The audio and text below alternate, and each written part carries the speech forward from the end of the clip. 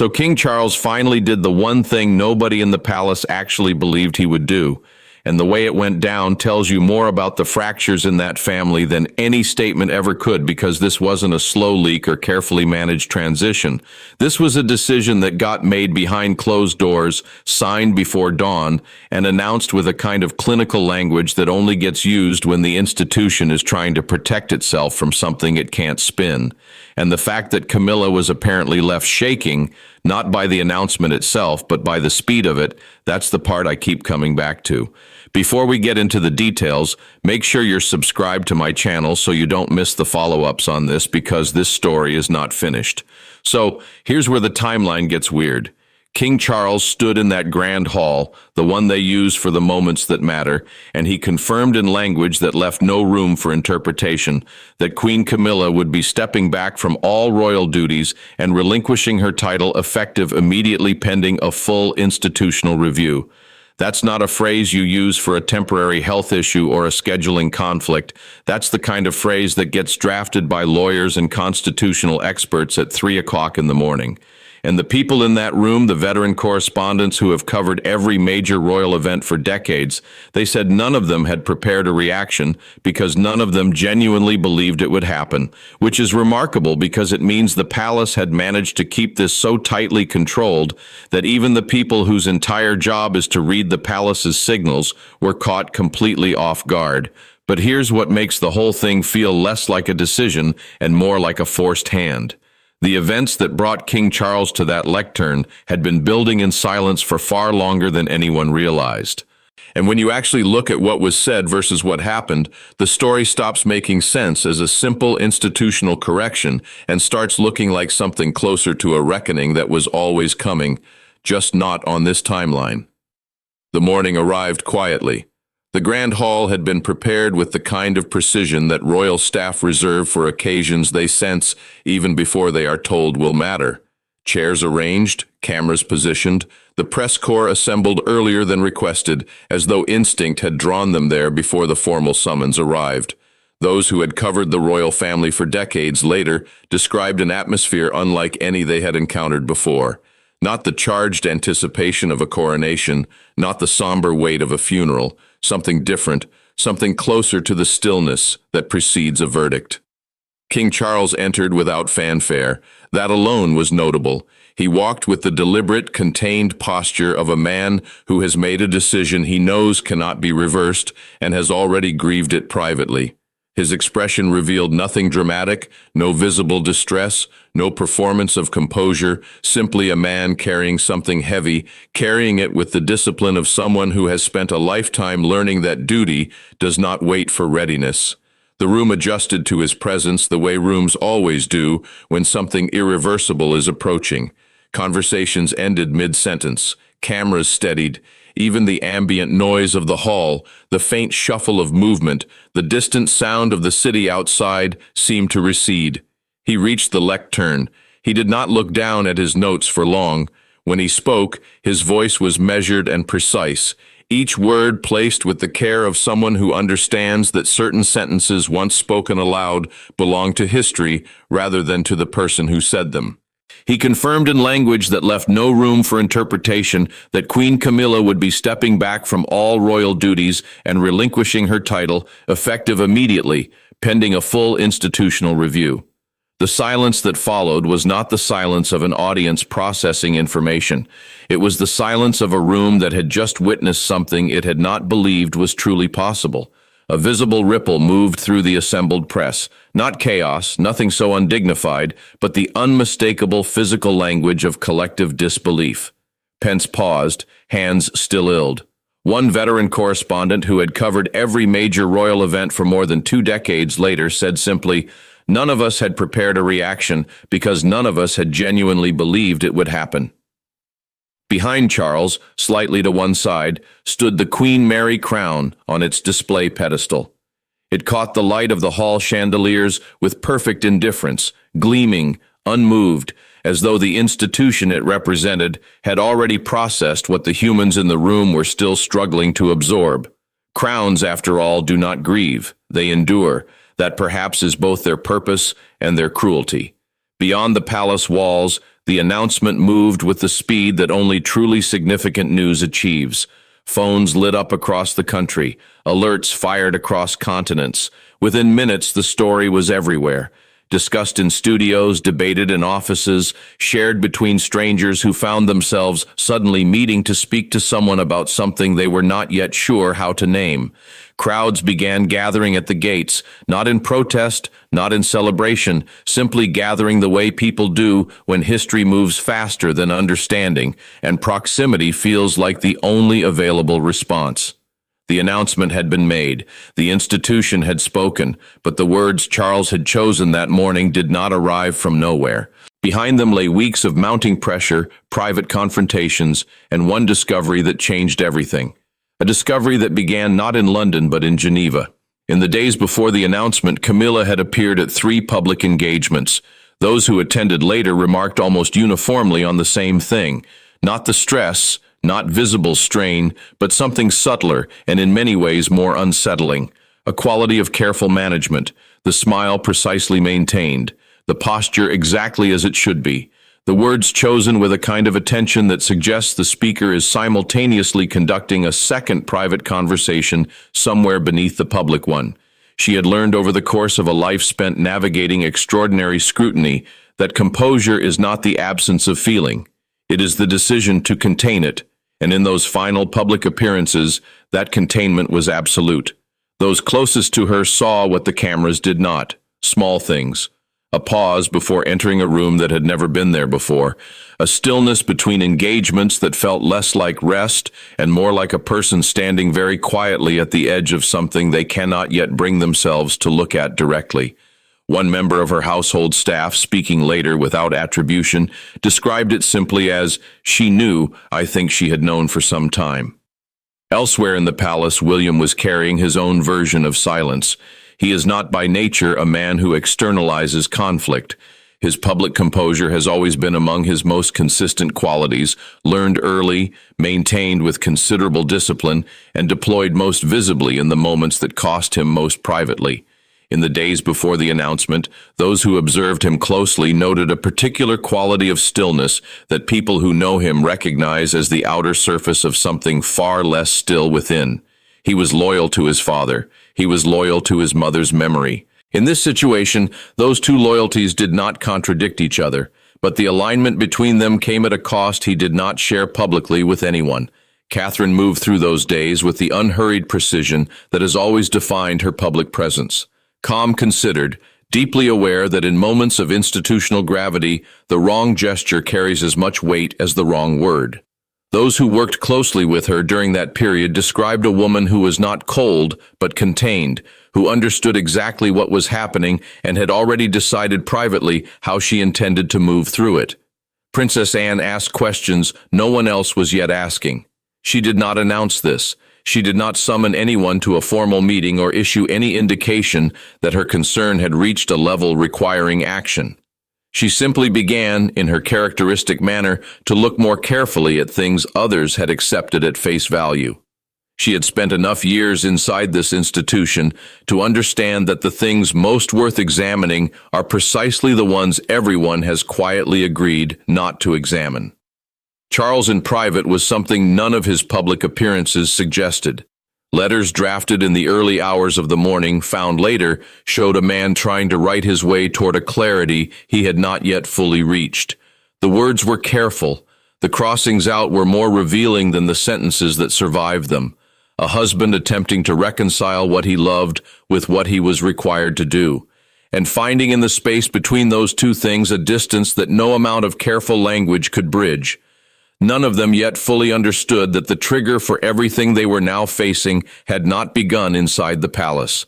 It had begun in a quiet auction room in Geneva with a piece of jewelry that should never have left British soil. Autumn had settled over the palace with a particular kind of quiet that precedes large, carefully orchestrated events. The Heritage Gala had been in preparation for months. Seamstresses worked late into the evenings. Jewelers arrived under escort carrying cases that required 2 sets of hands and a signed protocol before they could be opened. The press coordination team had already fielded hundreds of inquiries. It was by every visible measure a celebration, a deliberately constructed moment of continuity designed to remind the world that the monarchy endures, that its treasures endure, and that the stories carried within those treasures endure alongside them.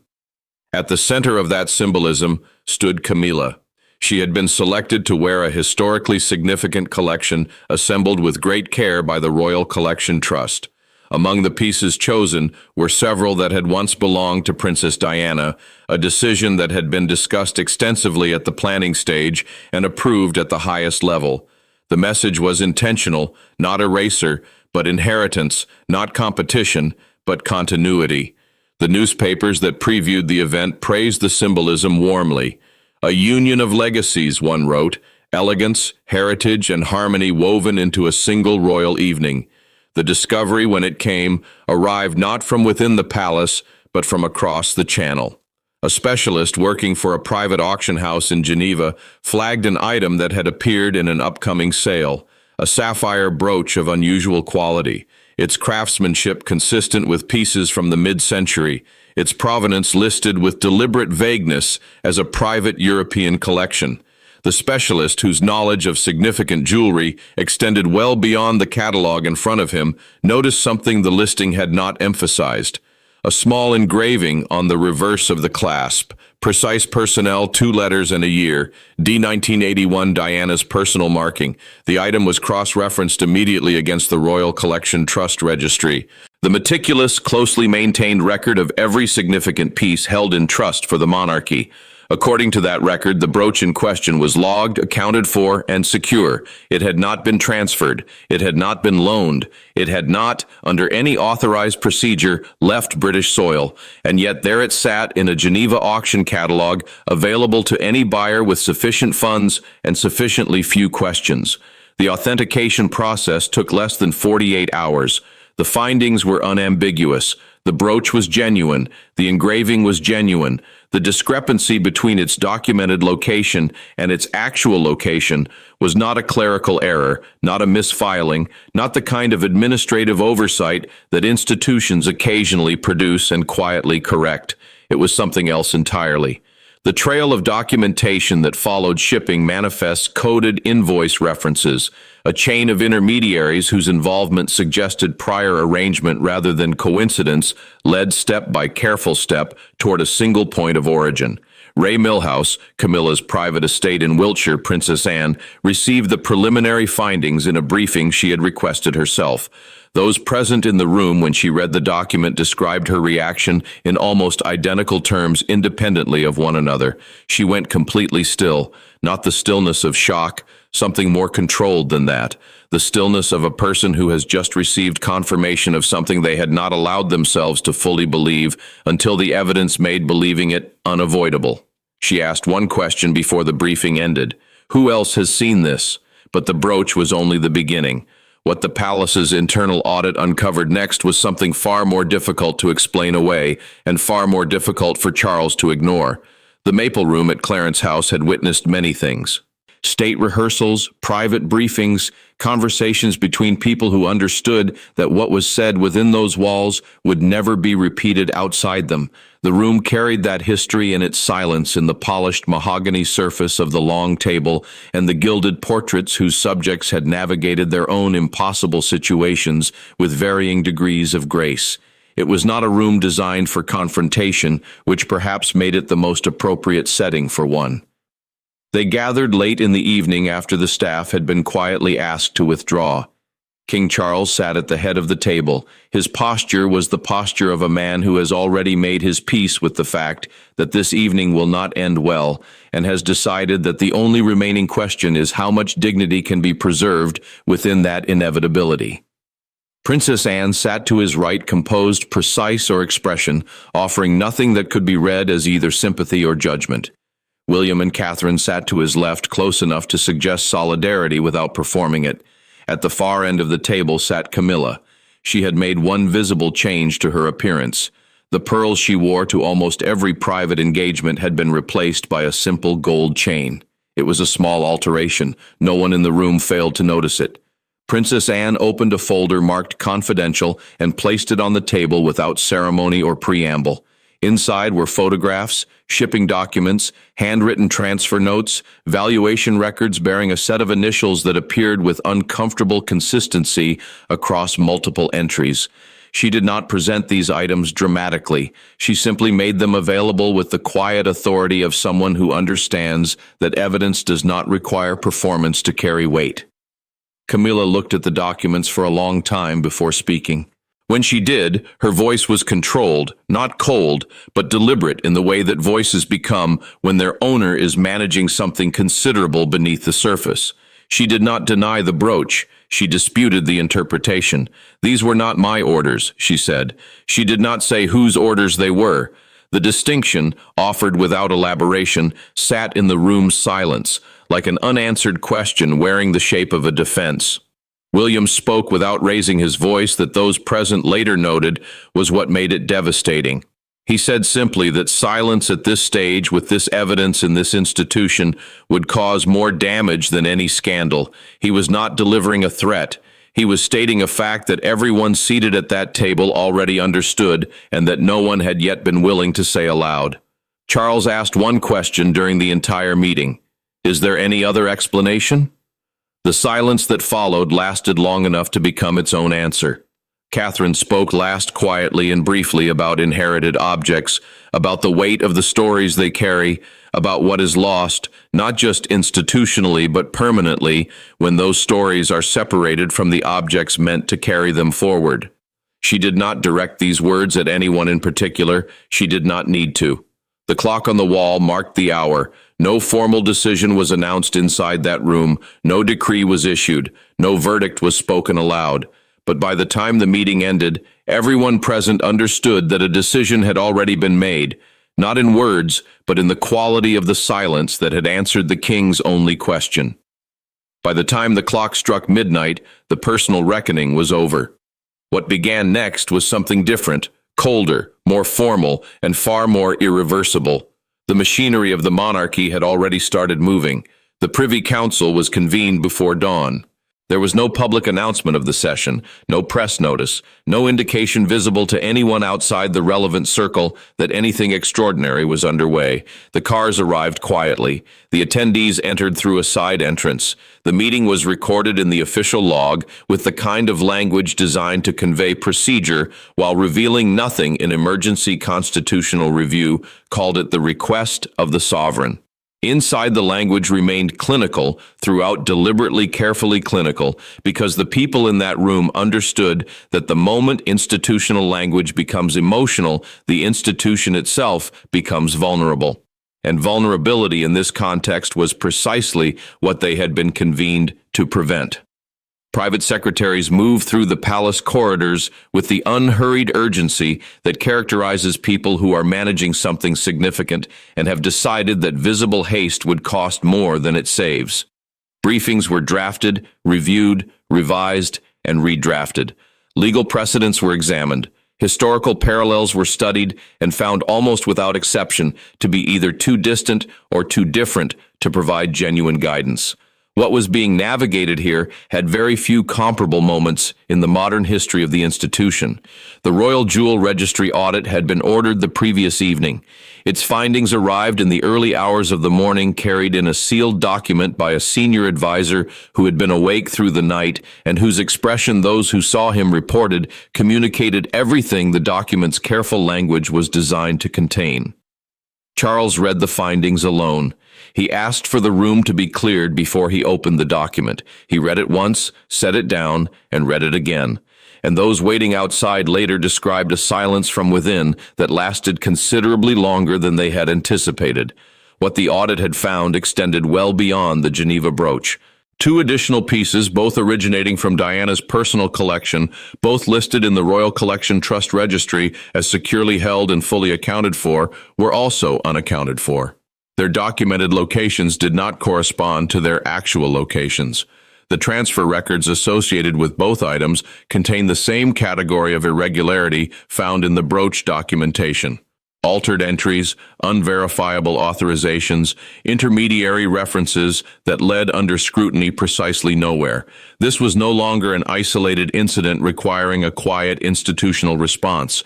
It was a pattern, and patterns and institutions built upon the principle of unimpeachable trust carry consequences that isolated incidents do not. The formal decree was prepared with the scrupulous courtesy that the monarchy reserves for its most consequential decisions.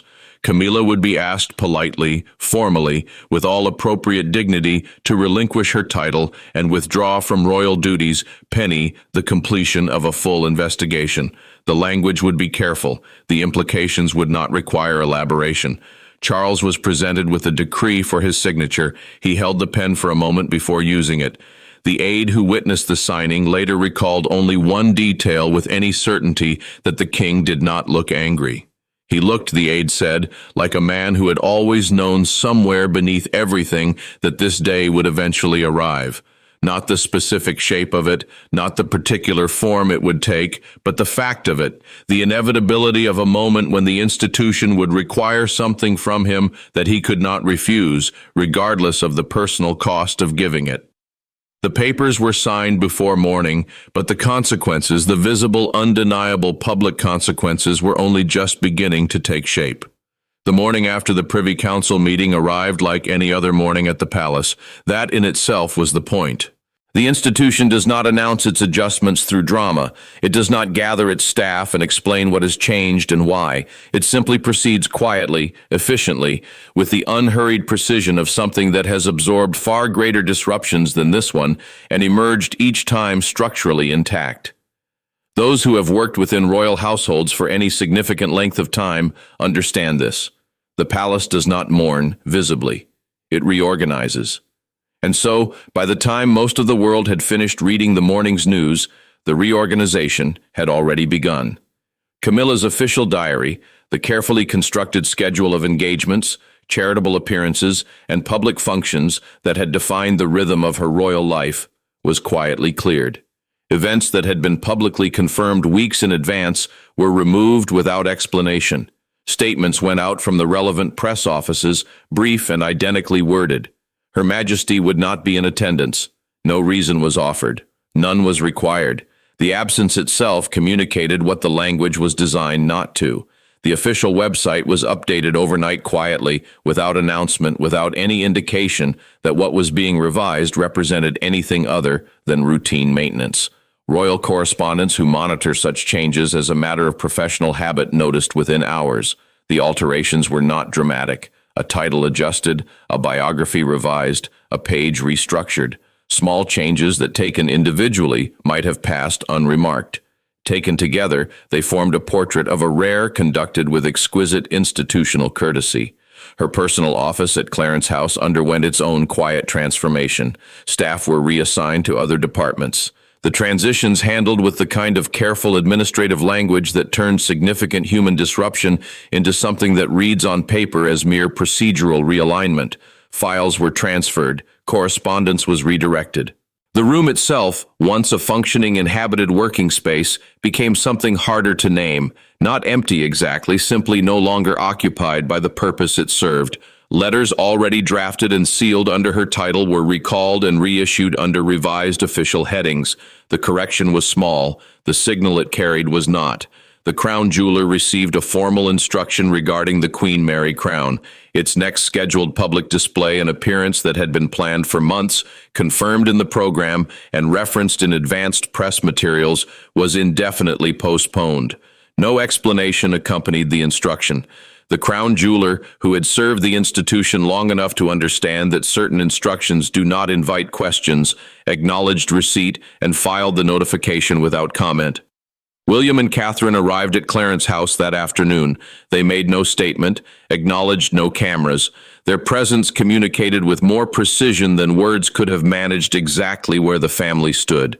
They stayed for just under 2 hours. They left the way they had arrived, composed, deliberate, and silent.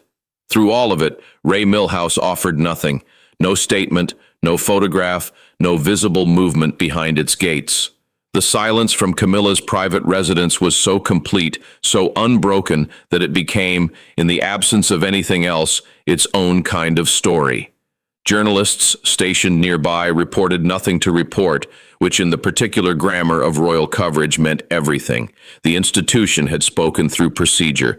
What it could not speak through procedure was what remained the human cost of a decision made correctly and the one final meeting that had not yet taken place. But one final meeting had not yet occurred, and everyone who knew the king understood that he could not let this end without it. He did not take the official motorcade. That detail, small and easily overlooked, was in fact the most deliberate decision Charles made that day. No press notification, no advanced coordination. One protection officer, a single car, unremarkable in appearance, moving through the Wiltshire countryside without the ceremonial architecture that accompanies almost every other movement a king makes. He was not traveling as a sovereign. He was traveling as a husband, and he understood with a kind of clarity that only arrives after every other option has been exhausted that the distinction mattered enormously. Ray Milhouse received him without ceremony. Camilla met him at the door herself. No staff present, no advisors waiting in adjacent rooms. The house, which those who have visited describe as genuinely personal in a way that royal residences rarely achieve, filled with photographs, well-read books, the accumulated evidence of a life actually lived within its walls, felt that afternoon quieter than usual, as though it too understood what kind of conversation was about to take place. They sat in her private sitting room. Charles did not come to reverse the decision. He was precise about that from the beginning, in the way that people are precise when they know that ambiguity, however kindly intended, ultimately costs more than clarity. The institution had moved. The papers had been signed. What had been set in motion could not be recalled, and he would not insult her by suggesting otherwise. He came to explain it to ensure that she heard it from him directly, without the mediation of official language or institutional process, to make certain that whatever else this moment became, it did not become something that happened to her without him present. She listened without interrupting. When he finished, she asked one question, not about the evidence, not about the audit or the decree or the documents bearing the initials that could not be explained away. She asked simply, "Was there any other way?" Charles was quiet for a long time before answering. His answer was not yes. It was not. It was something more painful than either a careful, honest acknowledgement that there might have been had the discovery come earlier. Had the trail led somewhere less direct, had the institution been offered something other than what the evidence had ultimately required it to confront. There might have been, he said, if we had known sooner. The conditional tense carried everything the sentence did not say aloud. She showed him the coronation photograph without explanation. It sat on a small table nearby. The two of them captured at a moment of shared public joy, her crown tilted at a slight angle, both of them smiling with the unguarded quality that photographs sometimes catch and people rarely plan. She held it for a moment, then set it down between them. She did not ask him to look at it. She did not say anything about it. She simply placed it where it could be seen by both of them and left it there. He left before the light faded. The protection officer later recalled that the king did not speak during the entire drive back to London. He looked, the officer said, not at the passing countryside, but somewhere beyond it, at something with no visible location and no available words. That evening, a single handwritten note arrived at the palace from Ray Milhouse. It contained no grievance, no accusation, and no appeal. Only 3 words written in Camilla's hand. I understand completely. What happened inside that room remained private. But what happened next in the streets, the studios, and the screens of millions could not have been more public. The announcement broke across the world the way only certain stories do, not gradually. Not through the measured progression of a news cycle building towards significance, but all at once, everywhere, simultaneously, within minutes of Charles stepping away from the lectern, the story had left the grand hall entirely and become something that belonged in the particular way that royal stories always eventually do to everyone. Broadcasting networks interrupted schedule programming. Studio panels were assembled at speed. Former royal correspondents, constitutional historians, biographers, legal experts, former palace advisors, all speaking with the urgent precision of people who understand they are being asked to explain something that has not, in its specific form, happened before. The language in the studios was careful. The implications beneath that language were not. International reaction arrived in waves. European outlets led with the Geneva connection, the auction house, the sapphire brooch, the trail of documentation that had crossed borders before it crossed the threshold of the palace. French coverage framed it as a story of inheritance and its complications. German newspapers focused on the constitutional dimensions, the procedural mechanisms that had been activated, the question of what the removal of a consort title actually means within the architecture of a modern monarchy. American networks, less constrained by the particular reverence that proximity to the institution tends to produce, used language considerably less restrained: dynasty and crisis. The headline that repeated most frequently across platforms through the course of that long afternoon. Australian and Canadian commentators returned almost without exception to a question that the announcement had not answered, and that the palace had not addressed the question of what this moment revealed about the monarchy's relationship with the people it ostensibly represents, and whether an institution capable of this kind of internal rupture remained one that the modern world was prepared to organize itself around.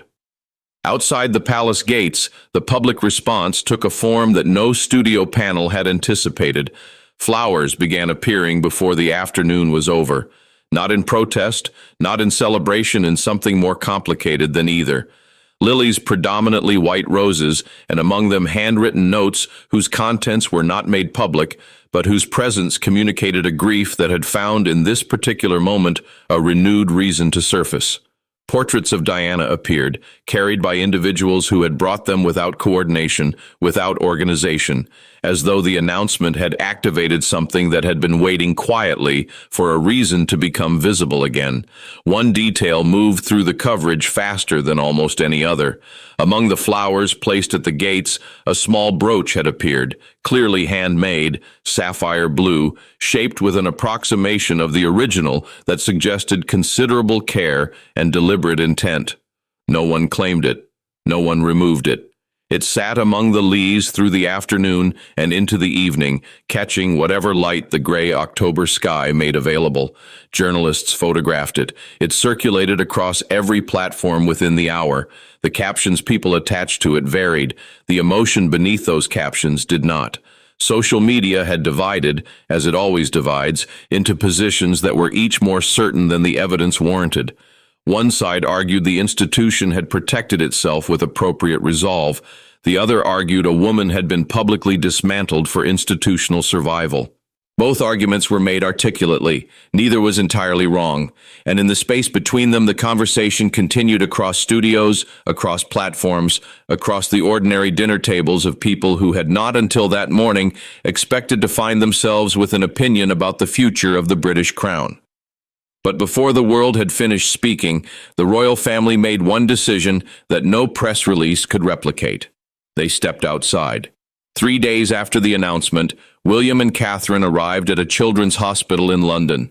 No statement had been issued about their attendance. No press briefing had preceded it. The engagement had been scheduled weeks in advance, confirmed in the official diary, long before any of what had since occurred had become public knowledge. And they had simply decided, without announcement, without explanation, to honor it. That decision, unremarked upon in any official communication, was itself a statement more legible than anything a press office could have composed. Catherine wore gray, a fitted coat understated in cut, precise in its understatement. On her wrist, a pearl bracelet that had belonged to Queen Elizabeth. Around her neck, nothing. The choice of what she did not wear occupied in subsequent coverage almost as much attention as what she did. Those who studied the visual language of royal appearances noted the absence immediately, and said so in print and on air with the careful phrasing of people who understand that observation and interpretation are not the same thing, though in this case the distance between them was very small. William walked slightly ahead as they entered. The shift in their usual positioning was subtle enough that many viewers watching footage replayed across the afternoon's coverage did not notice it immediately. Those who did notice it said very little publicly. They did not need to. The image communicated what words would have made smaller.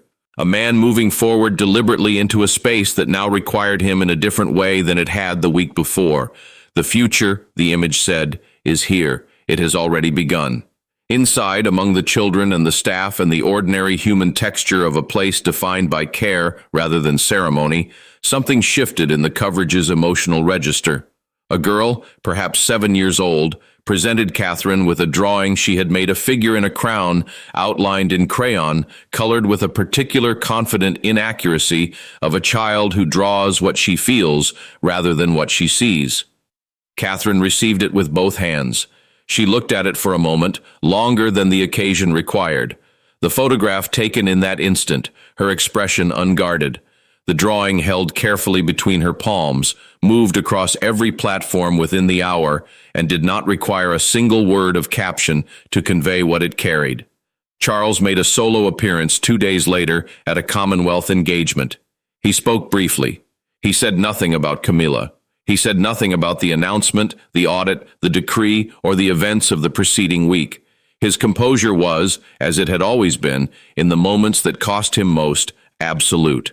Those watching closely noticed one thing only, that he did not use the word we, not once. Across the entirety of his remarks, he spoke of the institution, of its commitments, of its relationship with the nations gathered under its history. He spoke entirely in the singular, the absence of a shared pronoun, and a man whose public language had for years been constructed around partnership carried a weight that no explicit acknowledgement could have matched.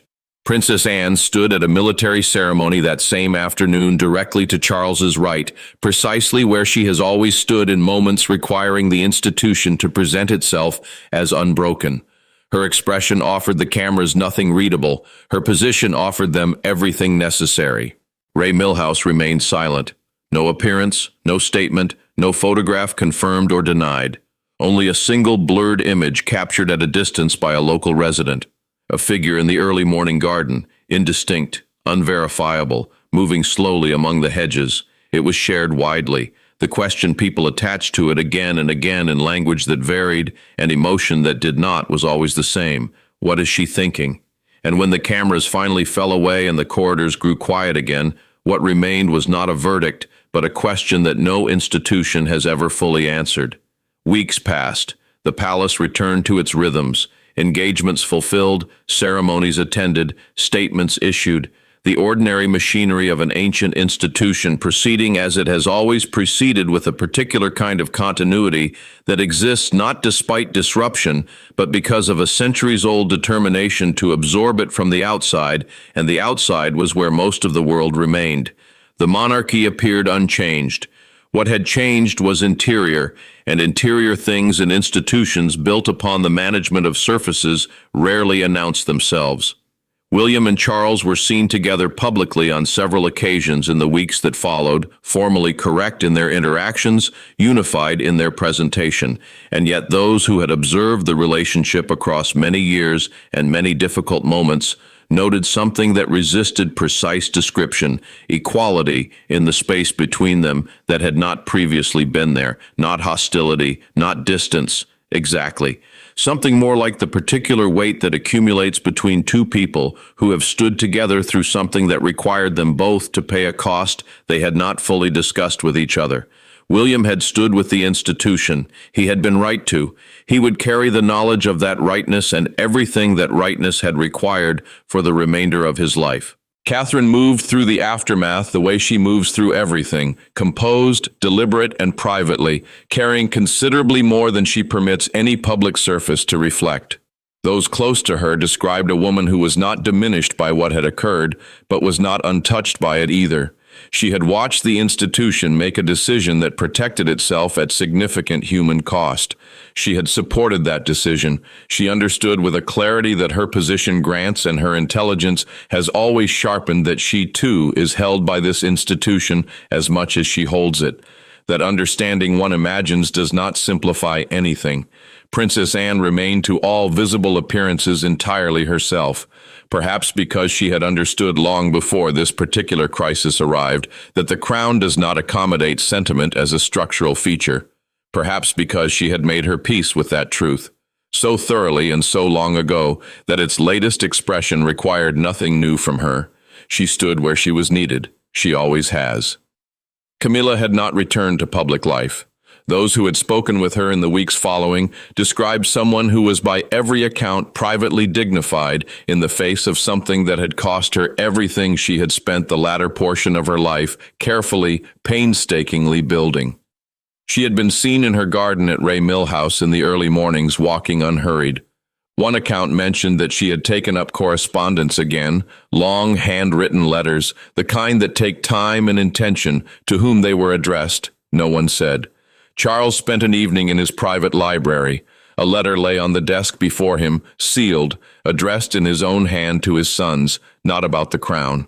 Those who later became aware of its existence suggested about the cost of wearing it, about the distance, permanent, structural, and non-negotiable, between the decision that is right and the decision that is kind, and what it means to be the person required by history and by duty. To make that distinction again and again across the full length of a reign, he sealed it, set it aside, let the silence of the runes settle around him. The crown endures as it always has, not because it is flawless, but because those who carry it choose again and again to place the institution above themselves. And whether that sacrifice is called duty or tragedy depends entirely on where you are standing when the verdict is delivered.